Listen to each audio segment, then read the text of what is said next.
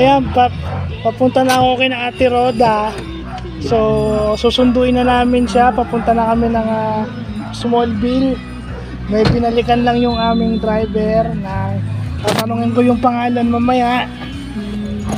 So, ito na naman, bagong content na naman to. Another journey with Ate Roda Bustamante ng Progress Smallville Progressive 5. Ito na. Kuya, anong pangalan mo, kuya? Erwin po. Erwin, ikaw yung kaklase ni G Masmela? Hindi ko na pumakas. Basta Erwin yung Erwin po pangalan nyo? Ayan, sige. Tinanong ko lang yung pangalan nung aming driver. So, kasi si Kuya Lamberto lang kilala ko dyan. Sige. So, papunta na kami ngayon kina Ate Roda Bustamante. Ayan, nakikita nyo yung aming journey punta sa kanila. So, maya medyo ibababa ako muna dahil kailangan nating ano si Ate Roda.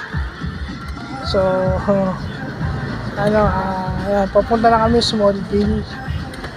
So, sana lumabas na siya. So, ayan.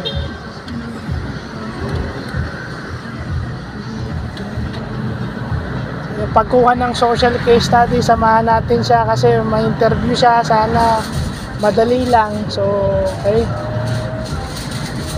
Ang kanilang bahay, ayan, Press Roan. Ito po ang papunta kay na Ate Roda Bustamante. Makita nyo gano'ng kahirap pumunta sa kanila para sa katulad ko.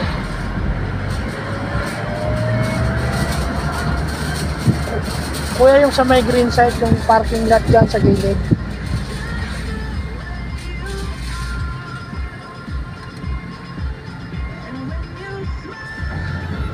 Ayan, dito po. So, ayan, yung bahay nila Ate Roda. Para malaman nyo gano'ng kahirap pumunta sa... Dito po. Dito po. Apo. Sana lumabas na para hindi na mahirapan. Kailangan tagpuin pa. Sige po.